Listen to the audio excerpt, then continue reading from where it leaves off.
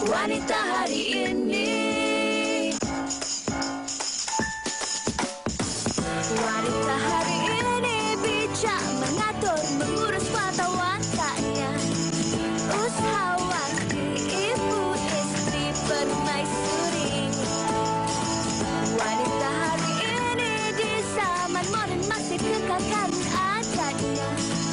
Dihormati, disayangi, disanjungi.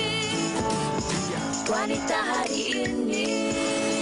Assalamualaikum, salam sejahtera. Selamat tengah hari diucapkan kepada anda semua penonton TV3.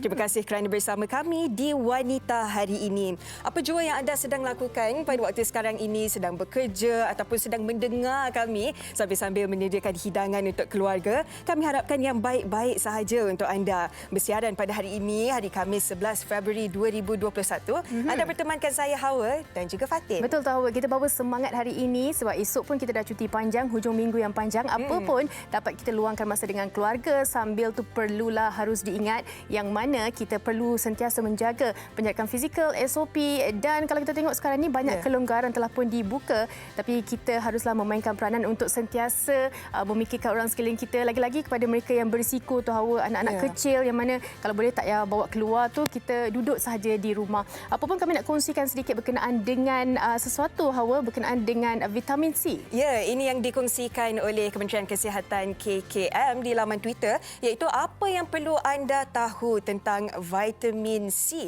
Tapi sebelum itu Fatin, kalau kita lihatkan harus kita menjaga imunisasi badan kita, dan antaranya yang dikongsikan oleh KKM ialah saranan pengambilan 3 sajian sayur dan 2 sajian buah setiap hari dapat memenuhi keperluan vitamin C sebanyak 210 hingga 280 mg sehari bagi mengekalkan sistem imuniti dan juga penghasilan kolagen dan penyerapan zat besi. Betul Hawa. Kalau kita tengok kemarin statistik menunjukkan 2,000 lebih, tapi semalam meningkat kepada 3,288. Ini sebenarnya yang kita jangan pandang enteng, kena terus mainkan peranan kita sama-sama untuk kita melandaikan lengkungan angka 3,288.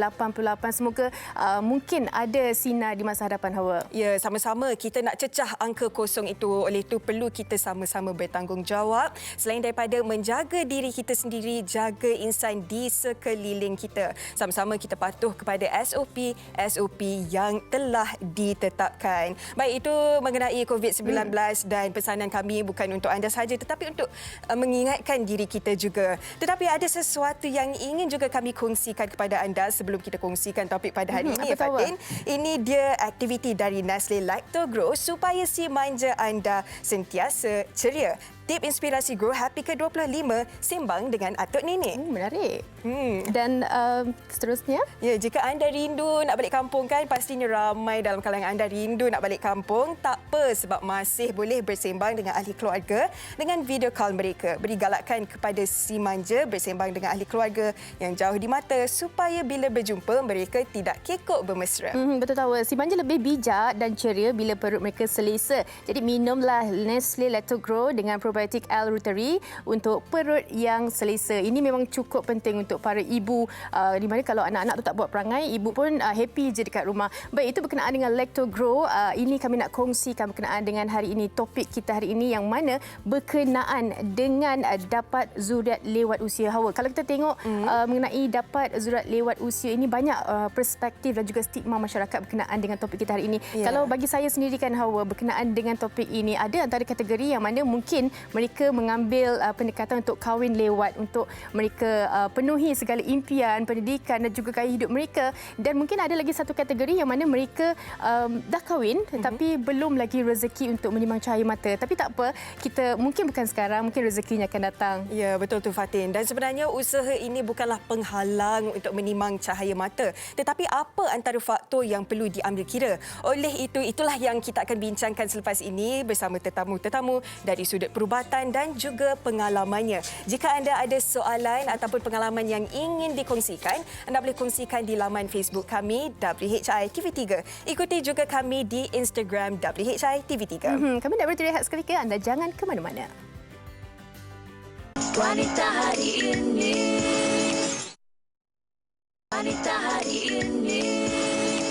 Kembali dalam Wanita hari ini berkenaan dengan topik dapat zurat lewat usia. Saya nak tanya Hawa kan, kalau berkenaan dengan dapat zurat lewat usia ni, kadang-kadang dalam kalangan masyarakat kita sekali sekarang ini yang mana ada meletakkan had-had. Okey, sekian umur saya nak kahwin, sekian umur saya nak usaha dapatkan anak. Macam Hawa sendiri ada tak cadangan untuk future Hawa? Secara langsung ni Fatin. Baik, betul juga Fatin katakan dulu, sebab sebenarnya kalau kita tengok dulu-dulu zaman atuk nenek kita kan kahwin belasan tahun itu biasa. Tapi kalau tengok sekarang ini, saya rasa macam kalau saya sendiri juga mungkin mengutamakan kerjaya dulu, pelajaran dulu, barulah bersedia untuk ke berumah tangga dan seterusnya. Maksudnya untuk ada meletakkan had lah, tapi kita mampu merancang je. Tapi kan Hawa, kalau dalam di Malaysia sendiri, mungkin kita mempunyai stigma yang mana kalau kita berkahwin dan kita mendapat zurat lewat, ada macam-macam orang kata risiko kebarangkalian berlaku pada ibu ataupun kepada anak kita. Tapi di luar negara, banyak sebenarnya cerita-cerita yang mana mereka, orang kata lagi berumur tu lagi mereka ingin hamil. Betul. Itu yang kita akan bincangkan pada hari ini ya Fatin. Sebenarnya dapat zuriat lewat usia. Sebenarnya bukan dari sudut seorang wanita sahaja yang perlu kita ambil tahu. Bagaimana pula seorang lelaki, apa antara faktor-faktor yang perlu ambil tahu. Sebab mungkin ada yang memilih untuk berumah tangga pada usia yang sekian-sekian. Lepas tu barulah merancang untuk berkeluarga. Apa antara faktor-faktor yang perlu diambil kira. Dan ada sesetengah bukan sahaja anak sulung kan. Ada yang mahu melahirkan anak yang kedua yang seterusnya pada usia yang agak lewat. Oleh itu, sebab itu kita akan bersama tetamu-tetamu kita yang akan membincangkan dengan lebih mendalam mengenai topik kita pada hari ini. Jangan lupa juga anda boleh tanyakan di laman Facebook kami WHI TV3. Baik, kita nak teruskan dengan topik kita ini, tapi sebelum itu kita nak tengok laporan yang disediakan pembantu penerbit kita. Jom kita saksikan.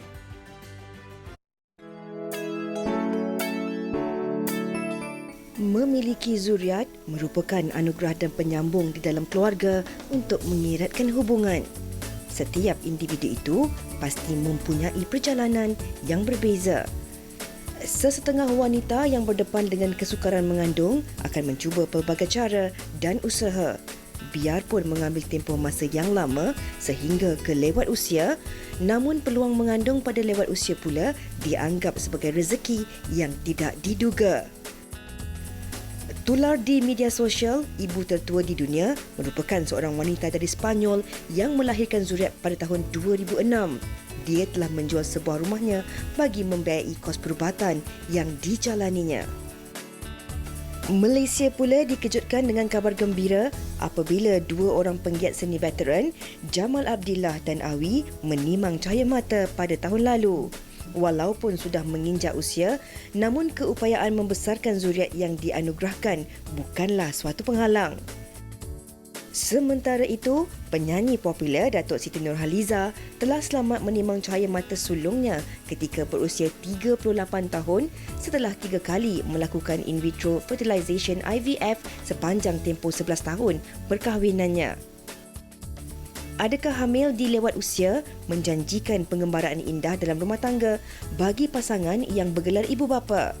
Bagaimana pula dengan persepsi masyarakat terhadap hal ini? Itu antara rangkuman yang mana ramai rata-rata daripada dalam kalangan kita sendiri yang mempunyai anak pada lewat usia. Itu saya rasa bukan penghalang, Hawa. Kalau boleh saya nak kongsikan sedikit di apa yang boleh saya baca ini. Pada usia 66 tahun, seorang wanita ini, Battery Devi Singh, melahirkan kembar 3. Wow. Sekian lama dia tunggu, terus dapat kembar 3. Tapi ini selepas dia menerima rawatan IVF lah. Dan selepas itu, dia dan suami merasakan sesuatu yang luar biasa dan terus rasa bahagia sebab dah lama kita tunggu kan? Betul tu Fatin. Dan kalau kita lihat dekat negara barat pula, di Hollywood misalnya, selebriti-selebriti di sana antaranya Halle Berry, Nicole Kidman, Meryl Streep, Salma Hayek dan Celine Dion, kebanyakan daripada mereka, kesemua mereka melahirkan anak pada usia 41 dan 42 tahun. Dan Halle Berry pula pada umur 41 dan 47 tahun. Dan adakah di Malaysia trend akan menjadi sebegitu? Itulah persoalannya juga. Oleh itu, terus kami ingin kenalkan tetamu kita pada hari ini. Yang telah bersedia di talian, kita bersama dengan Dr. Nur Sakina Kamal Azham selaku konsultan pakar obstetrik dan ginekologi Pusat Perubatan MSU Shah Alam. Apa khabar, Doktor? Assalamualaikum, apa khabar? Waalaikumsalam. Dan selain doktor, kita juga bersama dengan Linda On, seorang ibu, usahawan dan juga personality. Linda sihat? Alhamdulillah sihat. Semua okey kat sana? Alhamdulillah. Okey, kita nak mulakan soalan dengan doktor lah terlebih dahulu berkenaan dengan topik kita hari ini. Yang mana ada setengah mungkin ibu yang bakal menimang cahaya mata dan pula mendapat anak bongsu pada usia yang lewat. Tapi kita nak tahu juga apa agaknya faktor-faktor yang menyebabkan sekarang ini ramai ibu yang hamil pada lewat usia. Apa penyebab dia, doktor? Okey, sebenarnya itu satu soalan yang sangat bagus. Actually sekarang ni memang semakin ramai dan trend untuk mengandung tu pada lewat usia. Bila saya cakap lewat usia tu maknanya umur 35 tahun ke atas. So itu kita klasifikasikan sebagai lewat usia. Tetapi kalau kita kata advance ataupun extreme advance maternal age, itu umurnya dalam lebih kurang 45 tahun ke atas. Jadi ada banyak faktor, terutamanya antara faktor-faktornya adalah contohnya taraf hidup yang semakin baik pada masa sekarang. So ramai orang dah mempunyai kesedaran yang apa kata kalau kita lewatkan sikit untuk menimang cahaya mata. Kerana mereka nak meluangkan masa bersama pasangan, travel dan juga mereka untuk mempunyai tahap pendidikan dan juga tahap taraf kewangan juga. Selain daripada itu, ada antara mereka yang membuat pilihan sendiri. Sebab mereka rasa, okey, kalau saya dah kahwin, Alhamdulillah, saya dah ada pasangan. Jadi, apa kata kalau saya buatkan? Jadi, cara-cara untuk mereka membuatkan untuk mengandung tu, contohnya, mereka memakai pil perancang ataupun antara mereka yang perkahwinan mereka tak panjang. Jadi, mereka end up dengan penceraian. Dan bila kita bercerai, bukannya kita akan jumpa pasangan dalam 6 bulan. So kadang-kadang kita memakan masa. So macam kadang-kadang perkahwinan kedua tu pun adalah sesuatu yang trend sekarang. Perkahwinan kedua atau ketiga dan seterusnya. Jadi faktor-faktor inilah yang menyebabkan kenapa seseorang wanita tu mungkin melewatkan usia untuk mereka mengandung semula. Betul doktor. Dan bukan semua pasangan yang berumah tangga terus mahu menimang cahaya mata. Ada yang mahu mengambil masa dulu bersama pasangan barulah bersedia untuk berkeluarga. Baik, Linda pula bagaimana bersalin ataupun hamil pada usia 41 tahun kepada Ungku Zara. Bagaimana perasaan dan apa yang bermain di minda Linda ketika itu? Adakah gemuruh, risau, gembira? Kongsikan Linda. Okey, tadi you cakap 41, tapi sebenarnya waktu saya melahirkan tu, baru saya sedar yang dia bila kita lahirkan dia akan dapat satu surat tu. Dia tulis melahirkan pada umur 40 tahun. Actually belum sampai 41. Tahun dia dah 41. Tapi bulan dia belum sampai 41. Time tu saya macam, ya Allah, aku dapat anak umur 40 tahun. Tak sangka. Tak sangka. Sebenarnya bila Linda mula-mula kahwin dulu pun, I got married when I was 36. Saya umur 36 tahun. Saya ni memang, kepala saya tak ada fikir macam nak anak ke, nak keluarga ke. Saya tahu orang dah kiri kanan depan belakang semua macam untuk kahwin. Okey, kahwin lah. Bila dah kahwin baru saya realise yang lepas perkahwinan ni ada future, ada masa depan seterusnya, membina keluarga, perlu ada anak dan sebagainya. Baru saya sedar. So dalam masa setahun lebih macam itu, saya pun try untuk dapatkan anak, tapi tak ada rezeki. 3 tahun lebih lepas saya berkahwin baru saya mengandung, kurang umur 39 macam itu, 40 baru dapat anak. So walaupun umur 40 dapat anak, tapi saya rasa waktu tu energi masih okey. Saya rasa saya masih bertenaga. Alhamdulillah, kewangan pun Alhamdulillah tak ada apa-apa yang bermasalah. So dari situ saya tak nampak apa-apa sudut masalahnya. Cuma saya nak bandingkan mereka yang melahirkan pada usia 20 dengan mereka yang melahirkan pada usia 40. Energi dia half kat situ. Tapi kalau kita masih fit lagi, I think it's okay. All is okay, tak ada masalah. Cuma ada macam mana pun tetap ada kelainannya jugalah. Okey, Linda, kita nak tanya juga. Tadi Linda ada kongsikan berkenaan dengan 7 tahun. Tapi untuk 3 tahun, untuk Ungku Zara sendiri, rancang ataupun memang Linda tunggu untuk menimang cahaya mata tu? Kita nak. Okay, kita macam-macam usaha. Berdoa jangan cakap lah. Kita pergi menunaikan umrah pun, itu je lah doa. Ya Allah Tuanku, nak baby, nak cahaya mata. Tapi at one point, saya dah, bukan nak cakap give up. Saya dah rasa macam, okay, tak apalah. Adalah. Kalau tak ada, ini takdir Tuhan nak buat macam mana. Bila saya tidak terlalu memikirkan, saya relax, saya tak stres sangat untuk dapatkan anak, time tu lah melekat. Time tu lah Alhamdulillah. Dapat. Memang kita buat terkejut. Sebab tak ada macam plan langsung. Okay, kita kena plan begini. Tak ada plan langsung. Tahu-tahu saya pregnant. Alhamdulillah, Linda pun dah kongsikan sebenarnya tip dia tenang, relax sahaja kan, rezeki itu datang daripada Allah. Comel kalau kita tengok Ungku Zara tu, geram je. Alhamdulillah. Baik, kepada doktor, sebenarnya mungkin ada yang timbul persoalan, sebenarnya umur berapa yang dikatakan agak lewat untuk melahirkan ataupun hamil, doktor? Boleh kongsikan? Okey, rata-rata di Malaysia selalunya orang akan menimang cahaya mata yang pertama dalam lebih kurang umur 27 tahun. Tapi sekarang ni trendnya adalah untuk melewatkan, seperti saya cakapkan, untuk menimang cahaya mata. Dan biasanya lewat usia tu yang kita klasifikasikan bermaksud 35 tahun ke atas.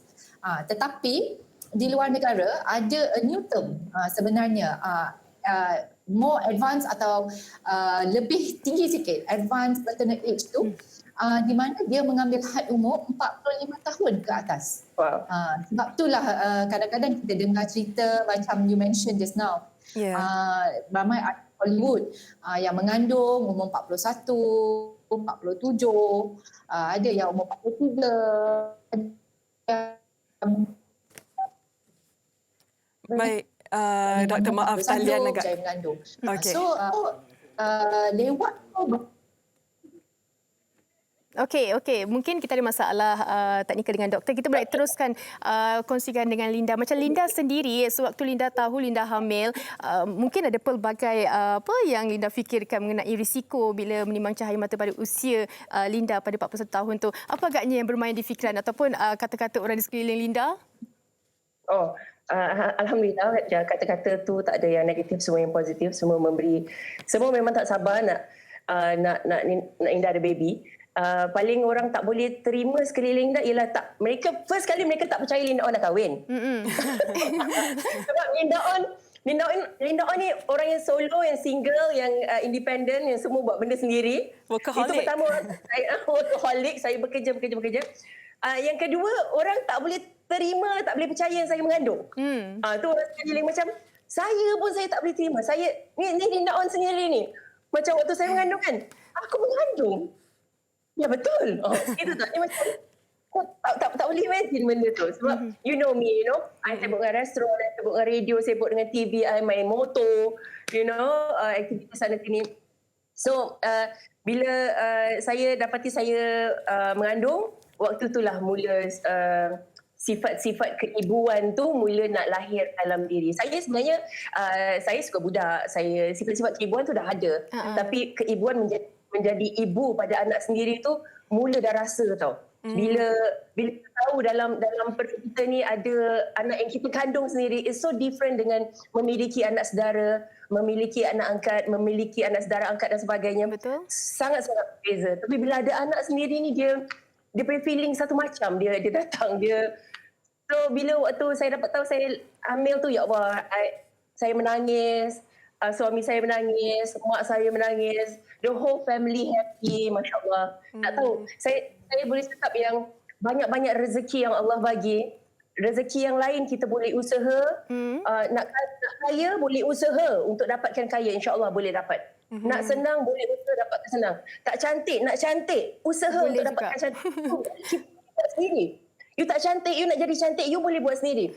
Tapi kalau you usaha nak dapatkan anak, Tuhan tak kasih juga, itu betul-betul bergantung pada rezeki yang Allah nak bagi. So bila mengandung, Masya Allah, thank you Allah, Alhamdulillah, sentiasa bersyukur. Alhamdulillah, kami dekat sini pun tumpang gembira untuk Linda On, suami dan juga sekeluarga. Baik, doktor, harapnya talian kita dah okey ya, doktor? Ya, okey, Okey, bagus. baik. Tadi kalau doktor pun dah kongsikan tentang umur yang dikategorikan agak lewat iaitu 35 tahun dan juga advance 40 tahun. Bagaimana pula dengan risiko-risiko yang perlu diambil kira kepada mereka yang hamil pada usia ini, doktor? Okey, risikonya memang semakin meningkat sebenarnya dengan usia ibu tu sendiri. Jadi risikonya memang ada ke atas ibu dan juga ke atas kandungan iaitu bayinya lah. Okey, biar saya kupaskan dulu risikonya ke atas ibu. Contohnya, risiko ke atas ibu adalah mereka lebih tinggi kebarangkalian atau peluang untuk mempunyai penyakit-penyakit kronik. Contohnya seperti darah tinggi, kencing manis, penyakit ginjal, stroke. Selain daripada itu, mereka juga mempunyai risiko yang lebih tinggi untuk mempunyai keguguran, masalah kandungan luar rahim, contohnya ectopic pregnancy. Mereka juga lebih terdedah atau berpeluang untuk mempunyai kandungan kembar atau lebih daripada kembar macam kandungan triplets dan sebagainya. Selain daripada itu, jika mereka berjaya untuk mengandung, mereka boleh atau lebih mudah untuk bersalin secara pramatang yang saya akan bincangkan kejap lagi risikonya.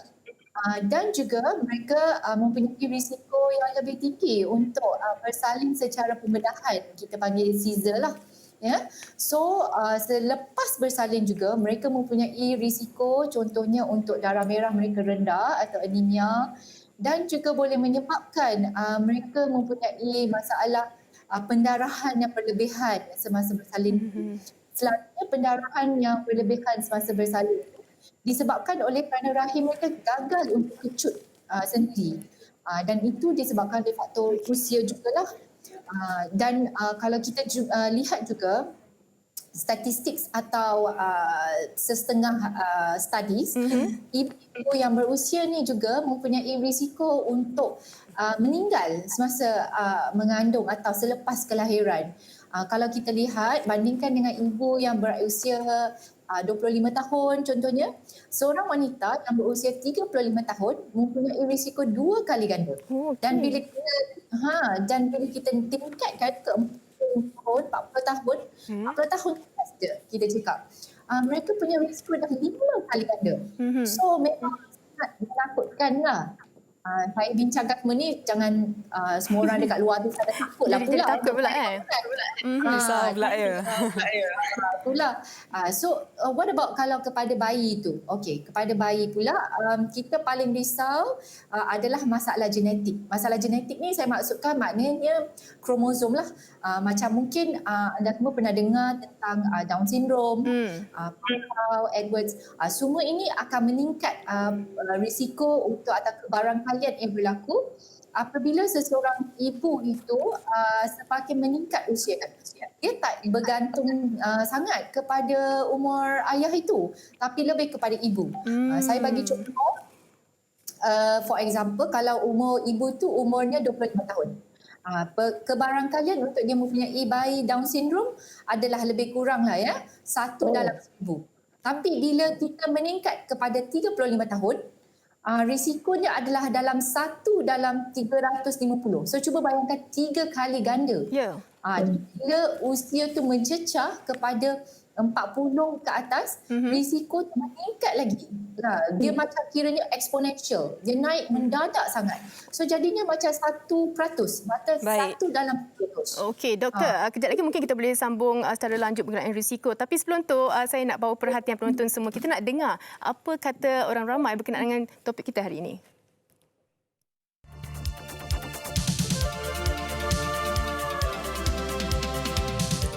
Pada pendapat saya, kehamilan di lewat usia ini merupakan satu perkara yang subjektif mengikut keadaan seseorang. Sebenarnya bergantung kepada situasi mereka dengan pasangan. Sudah tentu perkara yang paling perlu dititik beratkan adalah tahap kesihatan ibu. Adakah kehamilan ini boleh memudaratkan kesihatan mereka? Saya rasa hamil di lewat usia tiada masalah. Ianya sangat subjektif. untuk mendapatkan zuriat, ianya di luar bidang kuasa kita. Kita hanya mampu merancang, biarlah Allah yang tentukan rezeki seseorang itu. Saya berpendapat kehamilan lewat usia adalah satu yang sangat istimewa, seperti hadiah yang tak diduga-duga. Lebih-lebih lagi untuk pasangan yang menantikan kelahiran yang pertama. Seperti saya sendiri, hamil pada usia 36 tahun setelah 10 tahun berumah tangga. Kehamilan lewat usia yang terjadi pada saya sebenarnya banyak memberi kesan dan pengalaman yang positif daripada segi mental, fizikal, emosi dan juga spiritual. Saya menjadi lebih berhati-hati dalam menjaga kesihatan, dalam penjagaan kesihatan. Saya lebih berdisiplin dalam pengambilan makan dan minum, dan saya lebih dekat, lebih banyak berdoa dan bersyukur kepada Allah Subhanahu Wa Taala. Apa yang dikongsikan oleh kita punya kata orang ramai tadi berkenaan dengan persediaan dari segi mental, fizikal dan sebagainya untuk kita menerima apa orang kata zuriat ini. Kita nak tanya terus kepada doktor berkenaan dengan persediaan ini, doktor, kan. Bagaimana agaknya kalau bagi mereka yang sudah lewat usia, sama ada bapa ataupun ibu, dari segi persediaan mental, orang kata kalau nak dalam usia lewat ni macam-macam kita nak kena adakan dari segi perubatan anak, keperluan mereka dan kebarangkalian macam-macam penyakit. Apa agaknya yang boleh doktor kongsikan berkenaan persediaan dari segi alternatif keuangan, fizikal dan juga emosi? Okey, soalan tu agak broad atau agak besar. Tetapi apa yang saya boleh kongsikan adalah pengalaman ibu saya sendirilah. Okey.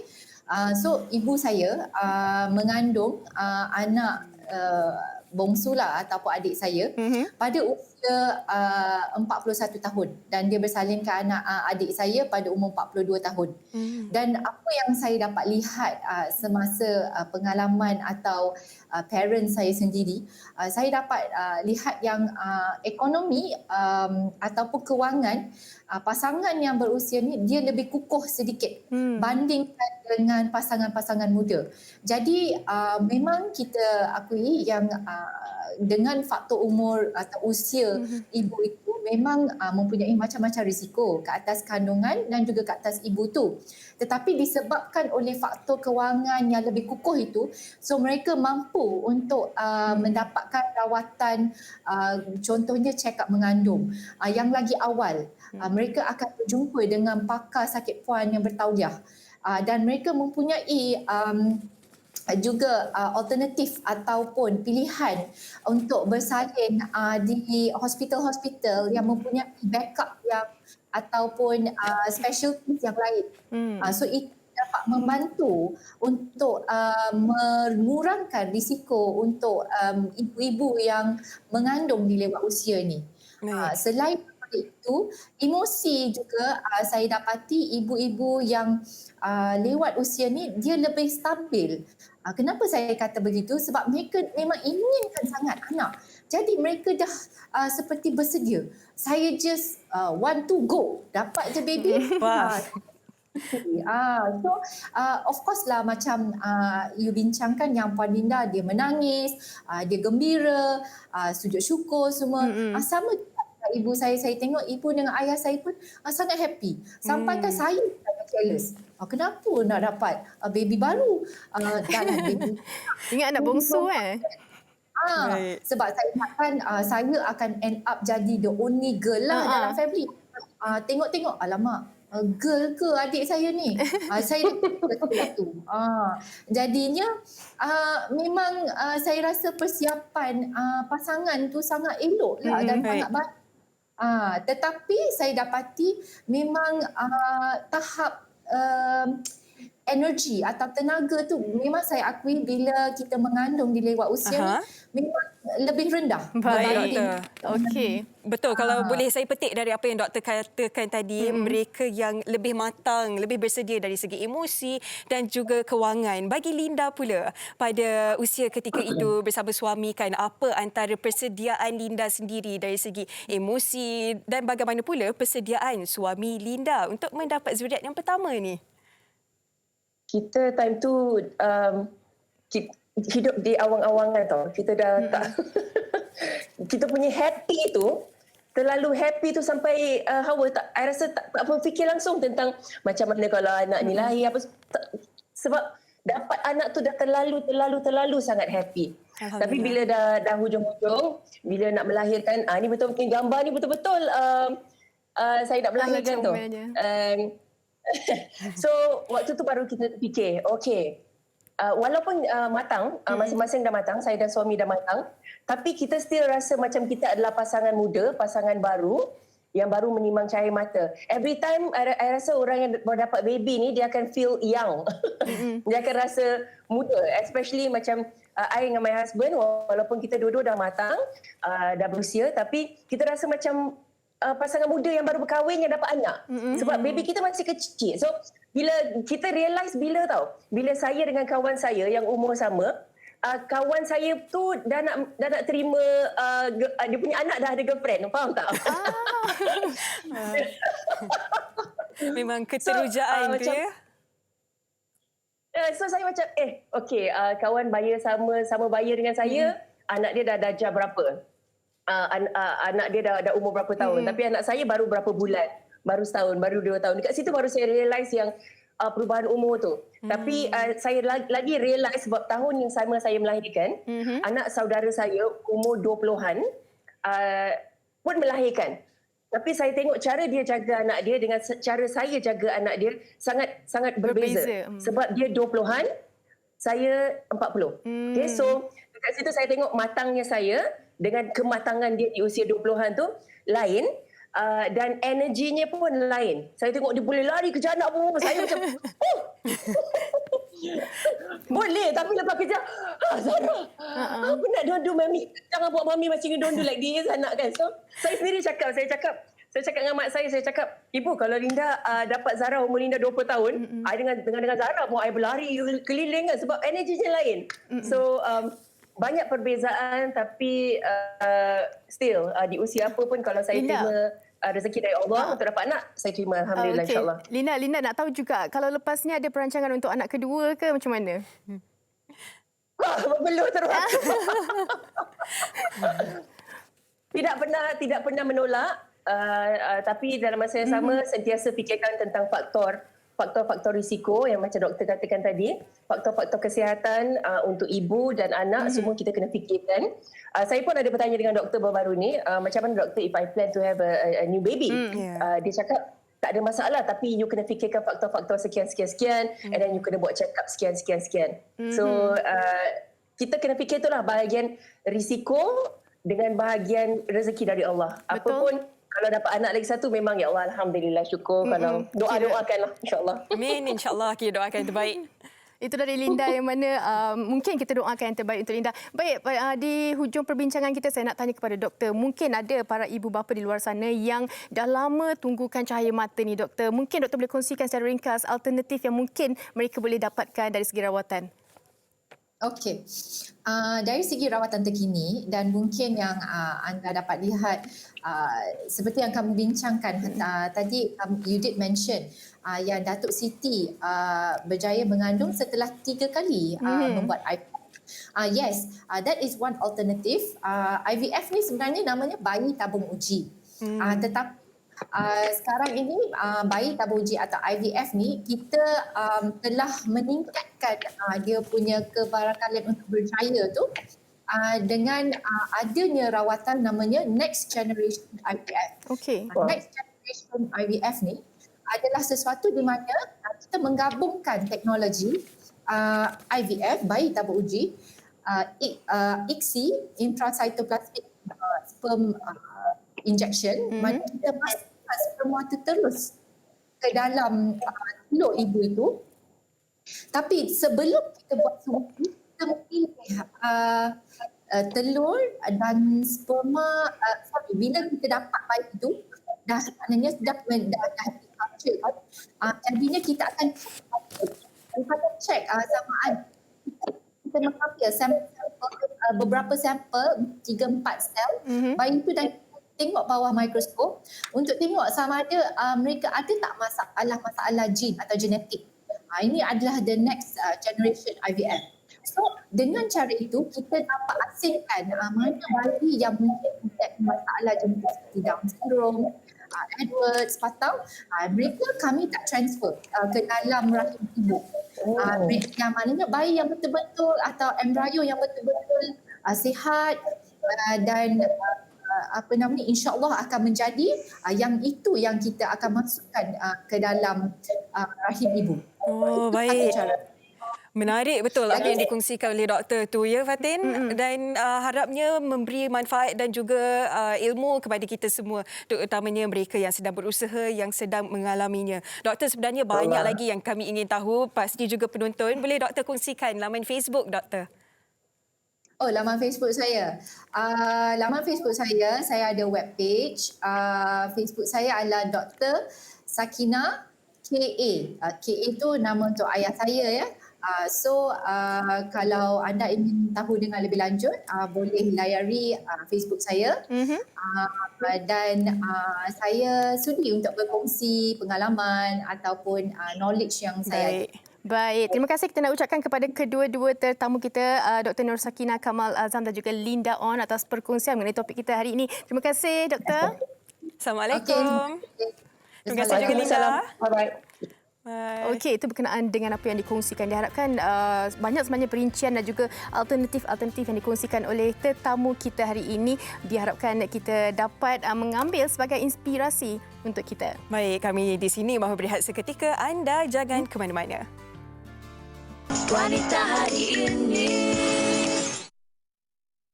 wanita hari ini.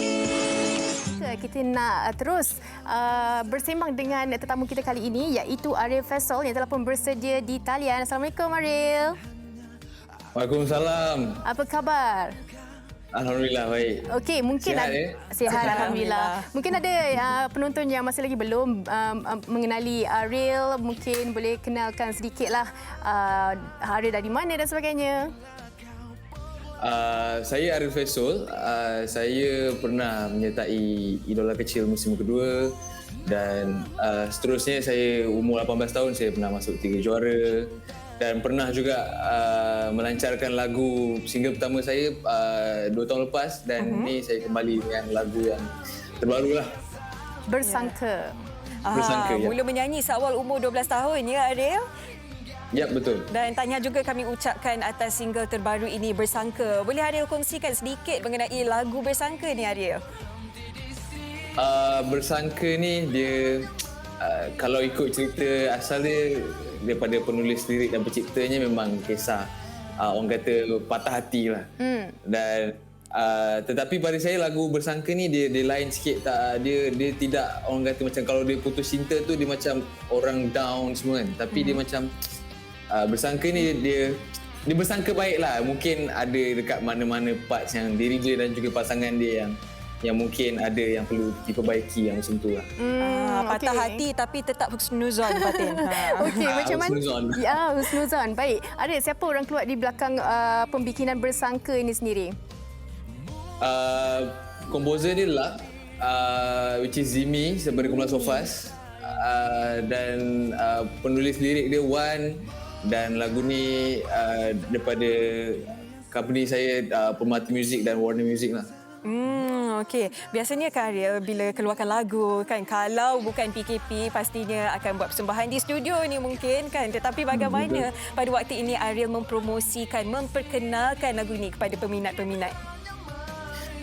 Buat masa sekarang ni kita macam saya dan juga tim kita cuba orang kata memperkenalkan lagu ni secara online lah dengan apa yang kita boleh buat sekarang.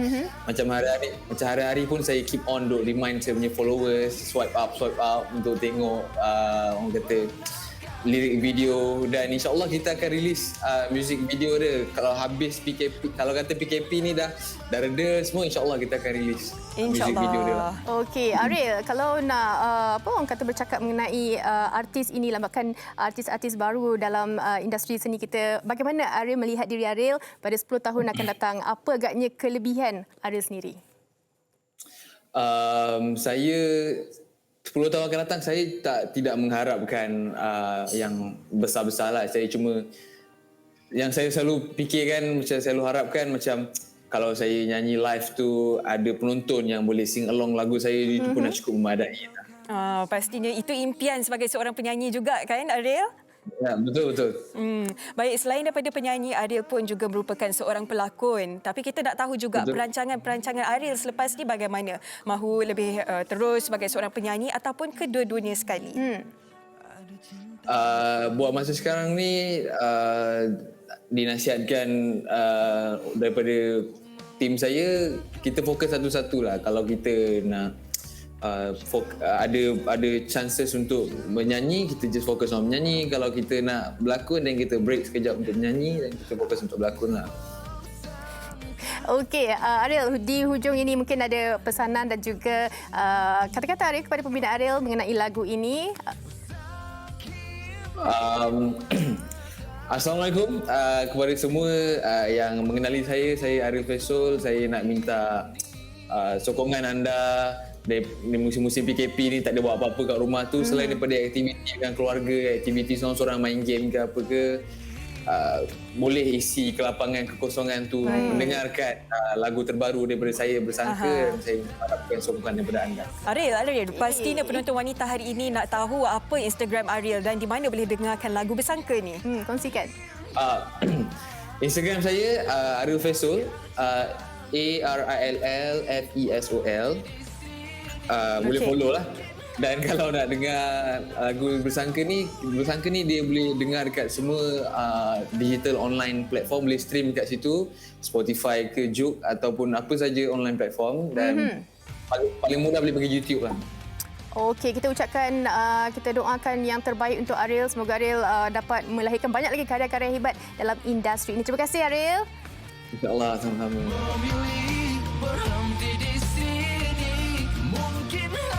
Wanita hari ini.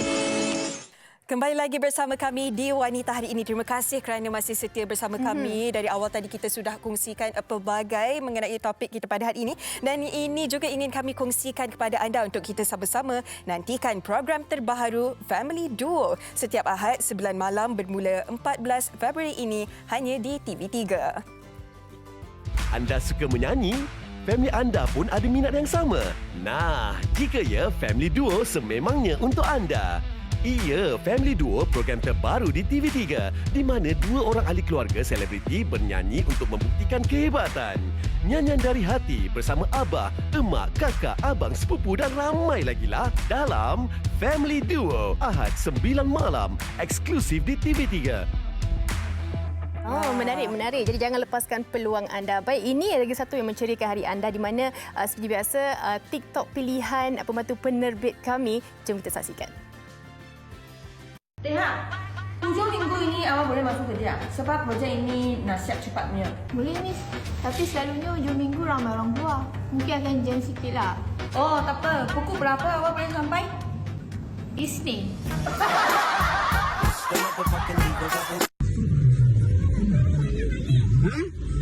Nak pergi mana? Mandi sungai Tak nak ni musim apa? Musim Covid. Adik dah jauh apa? Darjah 2,5. 2,5. Darjah 3. Umur 9 tahun. Adik dah jauh apa? Darjah 3, umur 9 tahun. 9 tahun pun dah faham dah Covid tu bahaya kan? Sebab apa adik pula duduk ramai-ramai macam ni? Tak boleh. Tak pergi balik rumah, duduk rehat di rumah ni. Tak mau keluar dah, bahaya sakit Covid. Ha? Depa lari dah. Lari pergi mana? Depa takut denganmu? Tuan. Depa takut dengan polis? Tuan. Ni cakap kat depa, lari kelik rumah terus, rehat di rumah. Jangan keluar dah. Kelik baca buku. Nah? Mana depa duduk dah? Depa duduk dah. Ha? Suruh kami turun.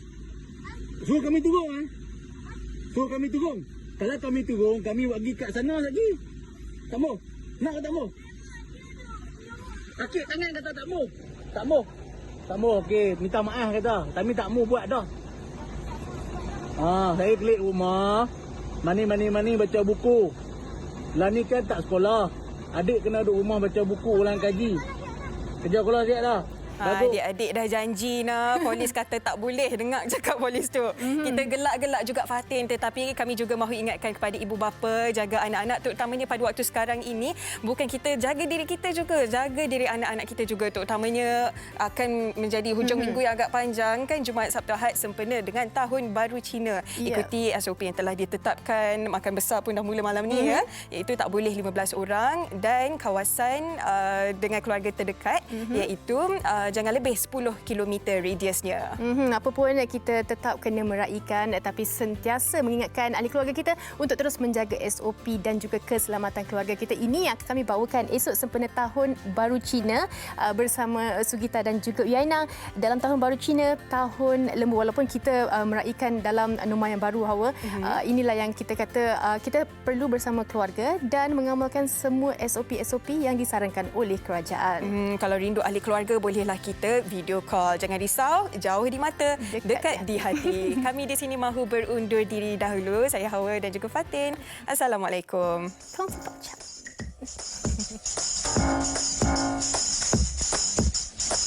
Wanita hari ini,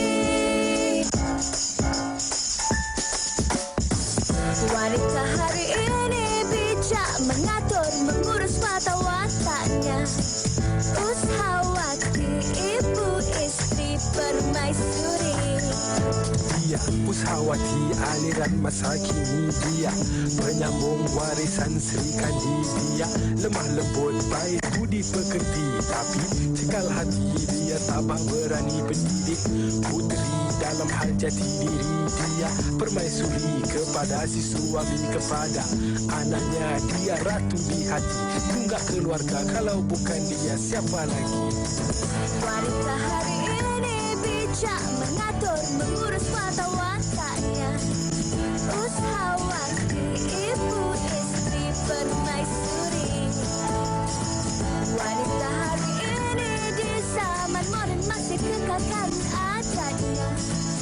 Dihormati, disayangi, disanjungi.